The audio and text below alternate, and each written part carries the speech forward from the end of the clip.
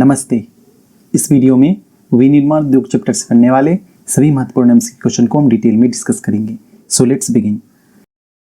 विनिर्माण उद्योग किस क्षेत्रक यानी कि सेक्टर में है? प्राथमिक, द्वितीयक, तृतीयक या सेवा? तो सबसे पहले विनिर्माण को हम समझते हैं। तो विनिर्माण का मतलब होता है कि प्रकृति प्रदत्त पदार्थों को प्रोसेसिंग करके, असेंबलिंग तथा रिपेयरिंग करके उसे पहले से अधिक मूल्यवान तथा उपयोगी बनाना। इंग्लिश में इसे हम मैन्युफैक्चरिंग कहते हैं। तो भारतीय अर्थव्यवस्था में सारी आर्थिक गतिविधियों को 3 भागों में बांटा गया है। पहला, प्राथमिक क्षेत्रक, जिसके अंतर्गत प्राकृतिक वस्तुओं का उत्पादन किया जाता है। इसे कृषि क्षेत्र भी कहा जाता है, क्योंकि इसके अंतर्गत कृषि तथा सारे संबंधित क्षेत्र इसी के अंतर्गत आते हैं। तो कृषि हो गया, पशुपालन हो गया, खनन हो गया और वानिकी प्राथमिक क्षेत्र के ही अंतर्गत आते हैं। वहीं द्वितीयक क्षेत्र की बात की जाए तो इसे औद्योगिक क्षेत्र भी कहते हैं। इसके अंतर्गत सारे उद्योग आ जाते हैं, चाहे वो आपका टेक्सटाइल हो या शुगर हो या शिप बिल्डिंग हो या ऑटोमोबाइल्स हो या फर्नीचर हो। और वहीं तृतीयक क्षेत्र यह अन्य क्षेत्रों के विकास में मदद पहुंचाता है।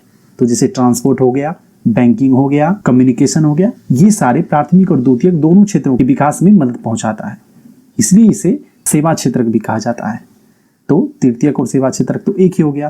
तो क्वेश्चन पूछा गया है कि विनिर्माण उद्योग किस क्षेत्र में है? तो ऑप्शन बी यानी कि सेकेंडरी सेक्टर में हमारा मैन्युफैक्चरिंग आ जाएगा। इनमें से कौन उपभोक्ता उद्योग है? तो उपभोक्ता उद्योग वैसे उद्योग को कहते हैं जिसमें उत्पादन डायरेक्ट उपभोक्ता के इस्तेमाल के लिए हो।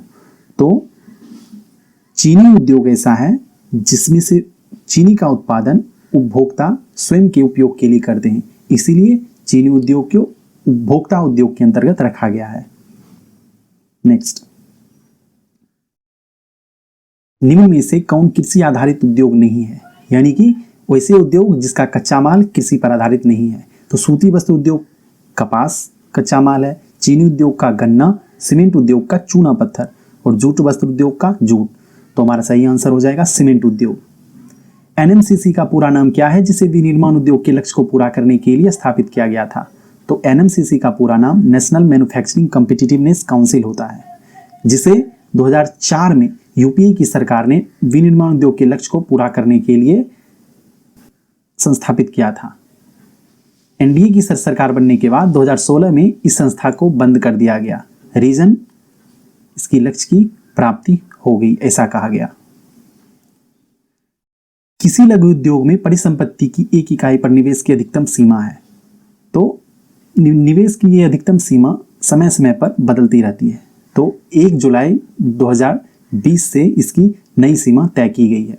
उद्योगों को उसकी मशीनरी पे किए गए निवेश तथा 1 साल में उद्योग से होने वाले कारोबार के आधार पर 3 कैटेगरी में बांटा गया। एक सूक्ष्म उद्योग यानी कि माइक्रो इंटरप्राइजेज, दूसरा लघु उद्योग यानी कि स्मॉल, और तीसरा मध्यम यानी कि मीडियम। सूक्ष्म उद्योग में मशीनरी पे खर्च 1 करोड़ की सीमा है, कारोबार पे 5 करोड़ का। वहीं लघु उद्योग की बात की जाए तो यह सीमा क्रमशः 10 करोड़ तथा 50 करोड़ है। मध्यम उद्योग में मशीनरी पे किया गया खर्च 50 करोड़ तथा कारोबार 250 करोड़ से ऊपर नहीं जानी चाहिए। तो यहाँ लघु उद्योग के बारे में पूछ रहा है कि परिसंपत्ति की निवेश, तो 10 करोड़ हमारा आंसर हो जाएगा। B is the right answer. Next, निम्नलिखित में से कौन छोटे पैमाने का उद्योग है? तो छोटे पैमाने के उद्योग वैसे उद्योग को कहते हैं जिसमें पूंजी और श्रम की लागत बहुत कम हो। तो चीनी, कागज, खिलौना और विद्युत उपकरण में से खिलौना उद्योग ऐसा है जिसमें पूंजी और श्रम बहुत कम मात्रा में लगता है। इस उद्योग में एक परिवार अकेले भी इस उद्योग को चला सकती है। समूहन बचत का क्या तात्पर्य है? तो समूहन बचत तब होती है जब ढेर सारे उद्योग किसी नगर केंद्र के आसपास खुद को स्थापित कर लेते हैं। तो उद्योगों का नगर केंद्रों के आसपास स्थापित होना समूहन बचत कहलाता है। इससे उद्योगों को उसकी खुद के लिए बैंकिंग, इंश्योरेंस, ट्रांसपोर्ट और उद्योगों के लिए लेबर प्राप्त करने में बहुत सुविधा होती है। तो ऑप्शन सी हमारा सही आंसर होगा। निम्न में से कौन उद्योगों की स्थिति के निर्धारण में महत्वपूर्ण नहीं है? तो उद्योगों की स्थिति के कारकों को 2 कैटेगरी में बांटा गया है। एक भौगोलिक और दूसरा गैर भौगोलिक। भौगोलिक के अंतर्गत कच्चा माल, ऊर्जा, श्रम, बाजार और यातायात आ जाते हैं, और गैर भौगोलिक में पूंजी, सरकारी नीतियां आ जाती हैं। तो बाजार, ऊर्जा और पूंजी, ये तीनों तो स्थिति के निर्धारण में महत्वपूर्ण भूमिका निभाते हैं। तो जनसंख्या हमारा इसमें आंसर हो जाएगा, जो कि उद्योग की स्थिति के निर्धारण में महत्वपूर्ण नहीं है। नेक्स्ट, भारत की पहली सफल सूती मिल की स्थापना कहाँ हुई?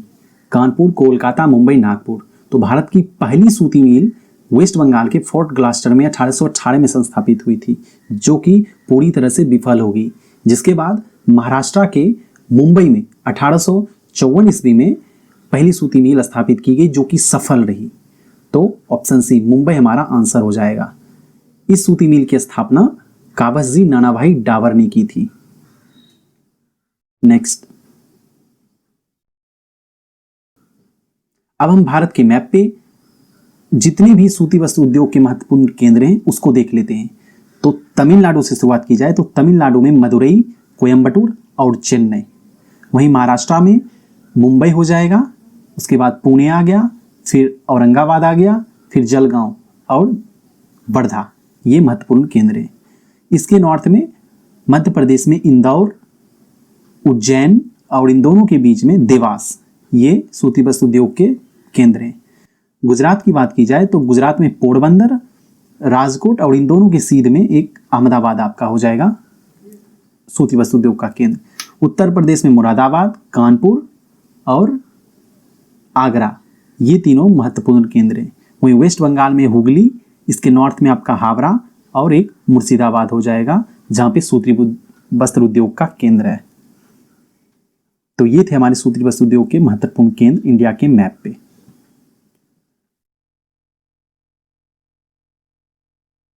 किस महानगर को कॉटन पॉलिस कहा जाता है? दिल्ली, कोलकाता, मुंबई, बेंगलुरु। तो कॉटन पॉलिस के नाम से मुंबई प्रसिद्ध है, क्योंकि अर्ली 90s में यहां पे 130 से भी अधिक सफल सूती मिल संस्थापित थी, जिस वजह से इसे कॉटन पॉलिस कहा गया। दक्षिण भारत का मैनचेस्टर किसे कहा गया है? तो दक्षिण भारत का मैनचेस्टर कोयम्बटूर को कहा गया है। रीजन, तमिलनाडु में स्थित 439 सूती वस्त्र के मिल में से 200 सूती वस्त्र मिल अकेले कोयम्बटूर में स्थित है, जिस वजह से इसे दक्षिण भारत का मैनचेस्टर कहा जाता है। तो कोयम्बटूर को दक्षिण भारत का मैनचेस्टर कहा गया। वहीं नॉर्थ इंडिया की बात की जाए तो Manchester of north India Kanpur को कहा जाता है, जो कि उत्तर प्रदेश में है। वहीं पूरे इंडिया की अगर बात की जाए तो अहमदाबाद को मैनचेस्टर ऑफ इंडिया तथा बोस्टन ऑफ ईस्ट कहा जाता है। मैनचेस्टर आपका इंग्लैंड में स्थित सिटी है, वहीं बोस्टन यूएसए में। इसके अलावा आपका ऑप्शन का जो है वो देखते हैं तो कोची आपका केरल में हो जाएगा, सलेम तमिलनाडु में और हुगली कर्नाटका की एक फेमस सिटी है। नेक्स्ट, इनमें कौन सूती वस्त्र उत्पादन में अग्रणी है? तो सूती वस्त्र के उत्पादन में अग्रणी राज्य है महाराष्ट्र, यानी कि ऑप्शन सी, और दूसरे नंबर पे गुजरात का स्थान है। वहीं इंडिया की बात की जाए तो इंडिया की ओवरऑल वर्ल्ड में रैंकिंग सेकेंड है। नेक्स्ट, भारत का पहला रेडीमेड वस्त्र पार्क कहां स्थापित किया गया? तो भारत का पहला रेडीमेड वस्त्र पार्क तमिलनाडु के तिरुपुर डिस्ट्रिक्ट के एट्टीवीरमपलयम विलेज में स्थापित किया गया था। तो तिरुपुर डिस्ट्रिक्ट हो गया और एट्टीवीरमपलयम विलेज, तो पहला रेडीमेड वस्त्र पार्क। ये तीनों आप याद रखिएगा, स्टेट, डिस्ट्रिक्ट और विलेज। भारत का कौन सा शहर सिल्क सिटी के नाम से प्रसिद्ध है? तो सिल्क के लिए प्रसिद्ध है भागलपुर, जिस वजह से इसे सिल्क सिटी कहा जाता है और यह बिहार में स्थित है। इसके अलावा मालदा को मैंगो सिटी कहा जाता है। नासिक वाइन के वजह से इसे वाइन कैपिटल ऑफ इंडिया कहा जाता है। वहीं भदोही कारपेट की वजह से फेमस होने की वजह से इसे कारपेट सिटी कहा जाता है। मालदा वेस्ट बंगाल की एक सिटी हो गई। नासिक महाराष्ट्र में स्थित है। भागलपुर तो बिहार हो ही गया, और भदोही उत्तर प्रदेश में एक शहर है। नेक्स्ट, भारत में जूट की पहली मिल कहां स्थापित हुई थी? तो जूट की पहली मिल वेस्ट बंगाल के रिसरा में 1855 ईस्वी में स्थापित हुई थी। तो ऑप्शन सी हमारा सही होगा। और बाकी के ऑप्शन में कुल्टी, यहां पे 1864 में पहला लौह इस्पात कारखाना खुला था जो कि सफल रहा था, जिसे बाद में हीरापुर और बर्नपुर के साथ मर्ज करके इसे Indian iron and steel company यानी कि इसको का नाम दिया गया। वहीं फोर्ट ग्लास्टर की बात की जाए तो अभी हमने पढ़ा था कि फोर्ट ग्लास्टर में भारत की पहली सूती वस्त्र मिल स्थापित हुई थी 1818 में। नेपानगर जो कि मध्य प्रदेश के बुरहानपुर डिस्ट्रिक्ट में पड़ता है, यहाँ पे अखबारी कागज का पहला कारखाना खुला था। तो जूट की पहली मिल पूछा है तो ऑप्शन सी रिसरा हमारा सही आंसर होगा। नेक्स्ट, हुगली औद्योगिक प्रदेश का केंद्र है। तो हुगली औद्योगिक प्रदेश जूट की मिलों की वजह से फेमस है, जहां पे जूट की मिलें हुगली नदी के किनारे लगभग 100 किलोमीटर लंबी और 3 किलोमीटर पट्टी चौड़ी के रूप में एक श्रृंखला के रूप में स्थित है। यह औद्योगिक प्रदेश नॉर्थ में बंसबेरिया और नैहाटी से शुरू होकर के साउथ में बिरलापुर तक फैली हुई है। और इस औद्योगिक प्रदेश का एक सेंटर मिदनापुर जो कि यहां से वेस्ट में स्थित है, कंसावती रिवर के किनारे। बाकी के सेंटर जो ऑप्शन में दिए वो उसको देखते हैं। रिसरा ये एकदम सेंटर में है, ये रहा आपका रिसरा। और रिसरा के साउथ में आता है आपका कोन्नागर, और हावड़ा आपका ये नीचे साउथ की तरफ, ये आपका हावड़ा हो गया। तो चूंकि केंद्र यानी न्यूक्लियस पूछा है तो कोलकाता हावड़ा को हुगली औद्योगिक प्रदेश का केंद्र माना गया है। तो ऑप्शन डी हमारा सही आंसर होगा। नेक्स्ट, नारियल जटा उद्योग के लिए कौन सा राज्य प्रसिद्ध है? तो इस उद्योग के लिए वही राज्य प्रसिद्ध है जो कि नारियल के लिए प्रसिद्ध है, यानी कि land of coconut, Kerala. Option B हमारा सही आंसर होगा। अंगूरा का ऊन किससे प्राप्त होता है? भेड़, बकरी, खरगोश, याक। तो अंगूरा का ऊन ऑप्शन सी यानी कि खरगोश से प्राप्त होता है। वहीं लद्दाख के चांगतांग घाटी में एक बकरी पाई जाती है जिससे पश्मीना का ऊन प्राप्त होता है। तो पश्मीना बकरी और अंगूरा खरगोश, ये दो चीज एग्जाम के पॉइंट ऑफ व्यू से बहुत इंपॉर्टेंट है, याद रखिएगा। नेक्स्ट, चीनी उत्पादन में कौन राज्य भारत में सबसे आगे है? तो चीनी गन्ने से प्राप्त होती है, तो शुगर केन के उत्पादन में उत्तर प्रदेश पहले स्थान पे है। इसी वजह से इसे चीनी का कटोरा यानी कि शुगर बॉल ऑफ इंडिया कहा जाता है। लेकिन गन्ने के उत्पादन में पहले ये प्रथम स्थान पे था, लेकिन अब स्थिति थोड़ी बदली है क्योंकि इसे अब टक्कर देता है महाराष्ट्र। यूपी में एक रिपोर्ट के अनुसार अप्रैल 2021 तक 105.62 लाख टन चीनी का उत्पादन, वहीं महाराष्ट्र में 105.63 लाख, तो 62-63। तो महाराष्ट्र इसमें बाजी मार गई, तो महाराष्ट्र हमारा आंसर होगा। और ये रिपोर्ट इस्मा द्वारा प्रकाशित की गई थी जिसका पूरा नाम इंडियन शुगर मिल्स एसोसिएशन है। तो चीनी उत्पादन में महाराष्ट्र 1 नंबर पे। नेक्स्ट, देश की पहली चीनी मिल कहां स्थापित की गई? तो नॉर्थ बिहार में बेतिया जिले में 1840 में डचों के द्वारा चीनी मिल स्थापित की गई थी जो कि बाद में चलकर बंद हो गई। इसके बाद मढ़ौरा, प्रतापपुर, बाराचकिया और प्रसा, ये ऐसे जगह थे जहां पे 1903 में ब्रिटिशर्स के द्वारा चीनी मिल की स्थापना की गई जो कि सफल चीनी मिल साबित हुई। तो पहली चीनी मिल पूछे तो बेतिया लगाइएगा, और सफल चीनी मिल अगर पूछे तो मढ़ौरा, प्रतापपुर, बाराचकिया में से जो दिया हो वो हमारा सही आंसर होगा। नेक्स्ट, भारत में स्थापित सबसे पहला सफल लोहा इस्पात उद्योग कौन है? तो भारत में सबसे पहले लोहा इस्पात कारखाना पोर्टोनोवा जो कि तमिलनाडु में है वहां स्थापित की गई, लेकिन यह असफल साबित हुई। इसके बाद वेस्ट बंगाल के कुल्टी जगह पे यह कारखाना खोला गया जो कि सफल साबित हुई। बाद में इसे हीरापुर और बर्नपुर के साथ मर्ज करके इसे इसको का नाम दे दिया गया। तो सबसे पहला सफल पूछा है तो इसको हमारा आंसर होगा। बाकी के ऑप्शन को देखते हैं। तो बीएसएल ये बोकारो का स्टील लिमिटेड है जो कि सोवियत संघ की सहायता से स्थापित की गई थी और यह दामोदर और बोकारो नदी के किनारे स्थित है। टिस्को ये Tata iron and steel company हो गई जो कि 1907 में साकची जगह है वहां पे स्थापित की गई। उनकी विस्ल का पूरा नाम Visvesvaraya iron and steel limited होता है। यह भद्रावती नदी के किनारे स्थित है। शुरुआत में इसे मिस्को के नाम से जाना जाता था लेकिन अब इसे विस्ल के नाम से जाना जाता है। अब इंडिया के मैप पे हम आयरन और स्टील इंडस्ट्री को मार्क करते हैं। तो तमिलनाडु से स्टार्ट करते हैं। तो तमिलनाडु में एक सलेम हो गया आपका, उसके बाद कर्नाटका में 2 है, एक आपका भद्रावती हो गया और उसके बाद यहीं से नॉर्थ ईस्ट में आपका हो जाएगा विजयनगर, ये हो गया विजयनगर।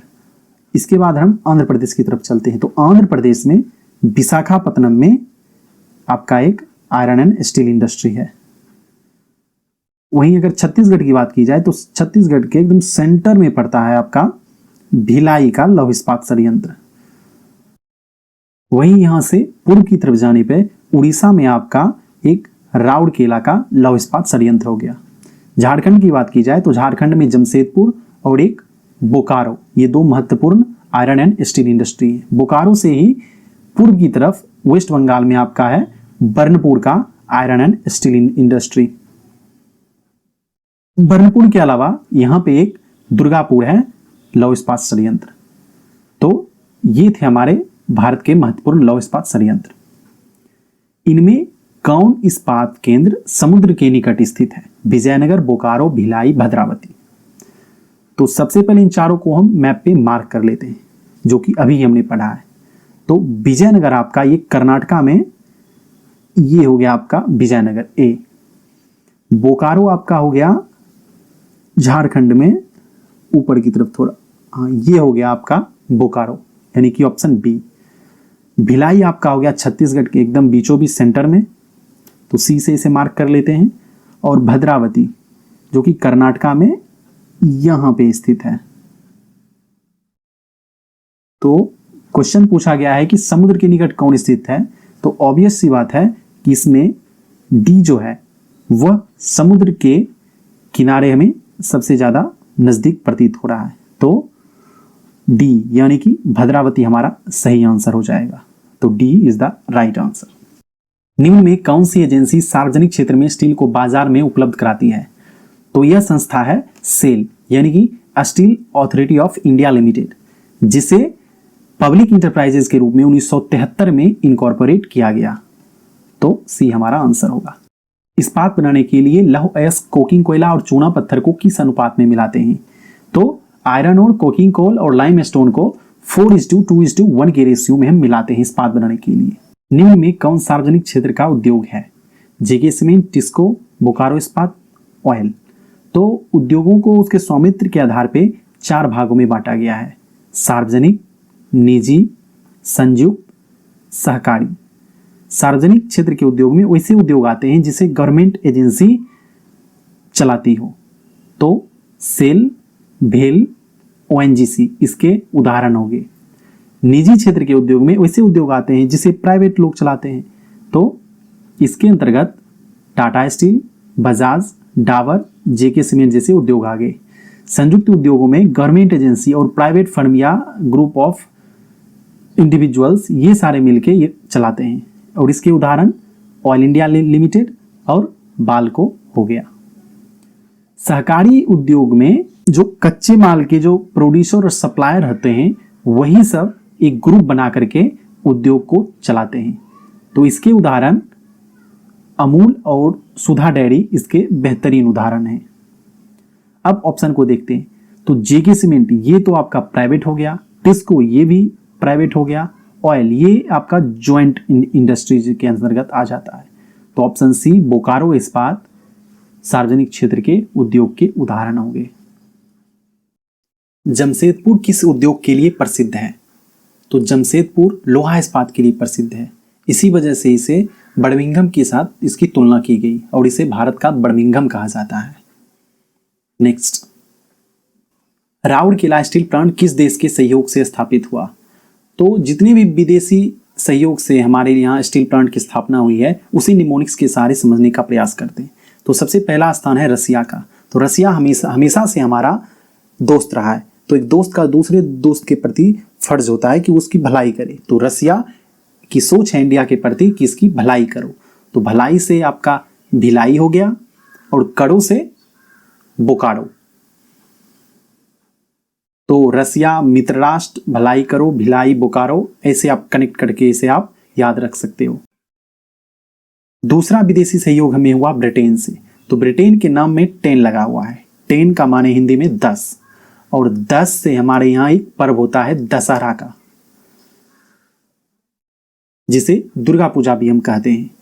तो ब्रिटेन के नाम का 10 अगर आपको याद आए तो उससे 10 से दशहरा और दशहरा से दुर्गा पूजा।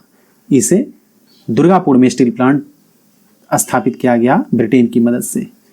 तो ऐसे आप इसे कनेक्ट करके याद रख सकते हैं अगर आपको याद करने में दिक्कत होती है तो। तीसरा जो देश था जिसने सहयोग किया वो था जर्मनी। तो इसने राउरकेला स्टील प्लांट में मदद की थी। तो अगर आपके पास मनी हो यानी कि रुपया हो तभी आप केला खरीद सकते हो। तो जर्मनी को राउरकेला यानी मनी को केले से रिलेट करके आप राउरकेला में जर्मनी का सहयोग था, ये आप याद रख सकते हो। तो क्वेश्चन में पूछा गया है कि राउरकेला स्टील प्लांट किस देश के सहयोग से स्थापित हुआ? तो ये हमारा जर्मनी आंसर हो जाएगा। Option C is the right answer.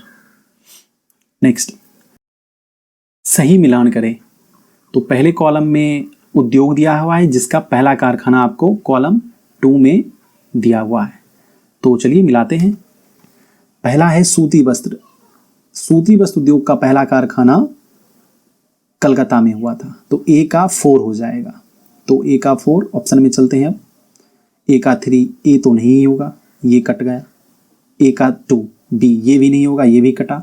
सी ए का 4 और डी ए का 4। तो सी और डी ये दोनों में से कोई एक आंसर हो सकता है। दूसरा आपका कागज हो गया। तो कागज का पहला कारखाना वेस्ट बंगाल के ही श्रीरामपुर में हुआ था। तो बी का 1 होगा हमारा। तो दोनों में बी का 1 है। अब सी और डी में कुछ क्वेश्चन पहले ही हमने डिस्कस किया था कि अखबारी कागज का पहला कारखाना मध्य प्रदेश के बुरहानपुर डिस्ट्रिक्ट के नेपानगर में स्थापित हुआ था। तो डी का 3 होगा। डी का 3 ऑप्शन डी में दिया हुआ है। तो ऑप्शन डी हमारा राइट आंसर हो जाएगा। सी यहाँ पे कट जाएगा। तो डी हमारा सही आंसर हो गया। नेक्स्ट, 1 टन एल्यूमिनियम बनाने के लिए कितना बॉक्साइट इस्तेमाल में आता है? तो 4 से 6 टन बॉक्साइट का इस्तेमाल करके हम 2 टन एल्यूमिनियम प्राप्त होता है, और इस 2 टन एल्यूमिनियम से 1 टन एल्यूमिनियम की प्राप्ति होती है। तो इस रेंज में सिर्फ ऑप्शन बी है 6। तो हमारा 6 आंसर हो जाएगा।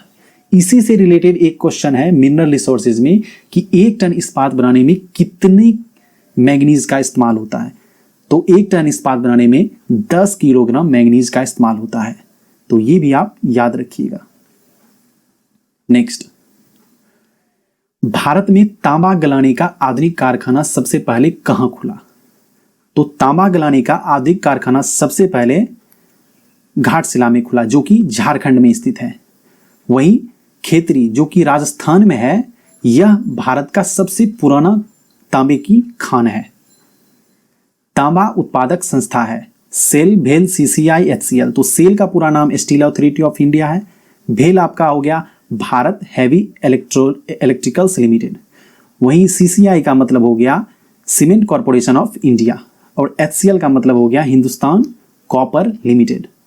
तो तांबा उत्पादक संस्था इन चारों में से एचसीएल हो गया, और ये एकमात्र संस्था है जो कि पूरे भारत में तांबे का उत्पादन करता है। नेक्स्ट, देश का पहला उर्वरक कारखाना कहां खुला था?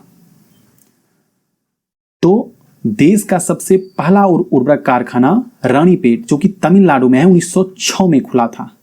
लेकिन उर्वरक कारखाना का असली विकास झारखंड के सिंदरी में इसकी स्थापना के साथ हुआ, जो कि एफसीआई के द्वारा 1951 में स्थापित किया गया था, फर्टिलाइजर कॉर्पोरेशन ऑफ इंडिया। और ये उस समय एशिया का सबसे बड़ा फर्टिलाइजर फैक्ट्री था।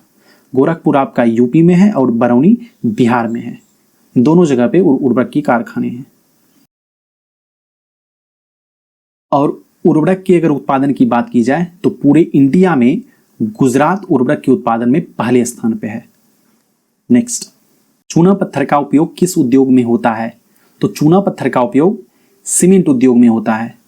वहीं चीनी शुगर केन यानी गन्ने से प्राप्त होता है और एल्युमिनियम बॉक्साइट से। नेक्स्ट, सीमेंट उद्योग का पहला कारखाना कहां खुला था? तो सीमेंट उद्योग का पहला कारखाना तमिलनाडु के चेन्नई में 1904 में खुला था, जो कि असफल साबित हुआ। इस उद्योग में हमें सफलता तब मिली जब गुजरात के पोरबंदर में 1912-13 में कारखाना खुला था, जो कि सफल साबित हुआ। तो ऑप्शन बी ही आंसर होगा।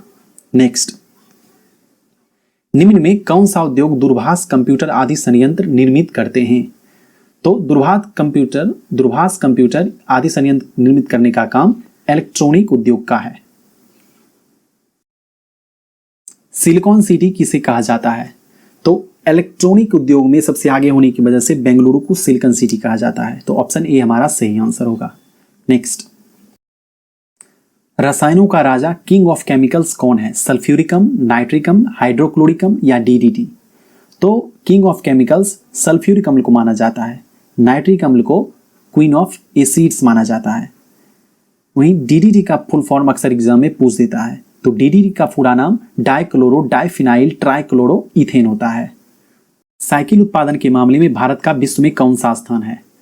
तो साइकिल के उत्पादन में भारत का दूसरा स्थान है और पहले स्थान पे चीन का स्थान आ जाता है। नेक्स्ट, एटलस साइकिल का संबंध किस शहर से है? लुधियाना, आसनसोल, सोनीपत, मुंबई? तो एटलस साइकिल का संबंध ऑप्शन सी सोनीपत से है, जहां पे इस साइकिल ब्रांड का पहला मैन्युफैक्चरिंग यूनिट खोला गया था। हालांकि ये अब बंद कर दिया गया है। अब बाकी के ऑप्शन को देख लेते हैं कि वो किस किस स्टेट में ये सारे पड़ते हैं। तो ऑप्शन ए लुधियाना, ये आपका पंजाब में स्थित है। वहीं आसनसोल वेस्ट बंगाल में और सोनीपत हरियाणा में, और मुंबई के बारे में तो हम सब जानते हैं कि ये महाराष्ट्र में स्थित है। नेक्स्ट, एशिया का सबसे पुराना रेलवे वर्कशॉप कौन सा है? तो सबसे पुराना रेलवे वर्कशॉप जमालपुर है, जो कि बिहार के मुंगेर जिले में स्थित है। वहीं बाकी ऑप्शन को देख लेते हैं। तो ऑप्शन ए और बी यानी कि पेरम्बूर और कपूरथला में सवारी गाड़ी के डिब्बे बनाए जाते हैं। वहीं की वाराणसी में डीजल से चलने वाले रेल के इंजन बनाए जाते हैं। पेरम्बूर आपका ये चेन्नई में हो गया स्थित, जो कि तमिलनाडु में है। वहीं कपूरथला ये पंजाब में हो गया। जमालपुर तो मुंगेर जानते ही, वो वाराणसी हमारा उत्तर प्रदेश हो गया। नेक्स्ट, भारत में डीजल इंजन कहाँ बनते हैं? तो पिछले क्वेश्चन के ही ऑप्शन डिस्कशन में हमने देखा कि वाराणसी में डीजल इंजन बनने का काम होता है। तो ऑप्शन ए हमारा सही आंसर हो जाएगा। वहीं चितरंजन में बिजली से चलने वाले रेल इंजन का निर्माण होता है। पटियाला की बात की जाए तो पटियाला में डीजल लोको मॉडर्नाइजेशन वर्क्स है, यानी कि डीजल से चलने वाले लोकोमोटिव के रिपेयरिंग और मेंटेनेंस का काम यहाँ पे चलता है। बेंगलुरु की बात की जाए तो बेंगलुरु में रेल के पहिए और उसकी धुरी बनाने का काम होता है। चितरंजन आपका वेस्ट बंगाल में हो जाएगा और पटियाला पंजाब में। नेक्स्ट, नौसेना के लिए पोत निर्माण करने वाला मझगांव डॉकयार्ड कहाँ है? तो मझगांव डॉकयार्ड महाराष्ट्र में स्थित है। वहीं केरल के कोची में स्थित कोचीन शिप बिल्डिंग यार्ड जो है, यह भारत का सबसे बड़ा शिप बिल्डिंग यार्ड है। आंध्र प्रदेश के विशाखापत्तनम में स्थित पहला हिंदुस्तान शिपयार्ड लिमिटेड भारत का पहला शिप बिल्डिंग डॉकयार्ड था। हिंदुस्तान एयरक्राफ्ट लिमिटेड की स्थापना कब हुई? तो हिंदुस्तान एयरक्राफ्ट लिमिटेड की स्थापना 1940 में हुई थी, जिसे बाद में चल के एरोनॉटिक्स इंडिया लिमिटेड के साथ 1964 में मर्ज करके इसका नया नाम हिंदुस्तान एरोनॉटिक्स लिमिटेड रखा गया और इसका हेडक्वार्टर बेंगलुरु में है। अब बाकी दिए गए ऑप्शन का ईयर भी हमारे एग्जाम के पॉइंट ऑफ व्यू से बहुत इंपॉर्टेंट है। तो 1935 में आरबीआई की स्थापना हुई थी और 1936 में ऑल इंडिया रेडियो की स्थापना हुई थी। वहीं 1954 में steel authority of India limited यानी कि सेल की स्थापना हुई थी, जिससे आगे चलकर 1973 में इसे पब्लिक सेक्टर अंडरटेकिंग्स के रूप में इसे रजिस्टर्ड कर दिया गया। तो इसे इनकॉर्पोरेशन ईयर कहते हैं। तो इस्टेब्लिशमेंट ईयर 1954 और इनकॉर्पोरेशन ईयर 1973 हो जाएगा सेल का। बिजनेस प्रोसेसिंग आउटसोर्सिंग में विश्व में भारत का क्या स्थान है? तो बीपीओ में विश्व में भारत का पहला स्थान है। अब इस बीपीओ को समझते हैं। तो मान लीजिए कि कोई एक कंपनी है ए, जिसे अपनी सर्विस अपने कस्टमर को प्रोवाइड करनी है। तो ये सर्विस खुद ना प्रोवाइड करके कंपनी बी को हायर करती है वो सेम सर्विस प्रोवाइड करने के लिए। तो इसे आउटसोर्सिंग कहा जाता है। अक्सर कॉल सेंटर्स का इस्तेमाल बीपीओ के रूप में किया जाता है। तो इस क्षेत्र में इंडिया का हाथ पकड़ने वाला कोई नहीं है। तो इसमें भारत का पहला स्थान है। चंदन आधारित सौंदर्य उद्योग के लिए विश्व प्रसिद्ध है। तो चंदन आधारित सौंदर्य उद्योग के लिए मैसूर प्रसिद्ध है, जिसे सैंडलवुड सिटी के नाम से जाना जाता है। वहीं जौनपुर, सिकंदरपुर, कन्नौज यानी कि ऑप्शन ए, बी और डी ये तीनों परफ्यूम्स के लिए बहुत प्रसिद्ध हैं। तो जौनपुर, सिकंदरपुर, कन्नौज ये तीनों परफ्यूम्स के लिए प्रसिद्ध हो गया और ये तीनों उत्तर प्रदेश में स्थित हैं। वहीं मैसूर आपका कर्नाटका में हो गया। नेक्स्ट, भोपाल त्रासदी में किस गैस का रिसाव हुआ था?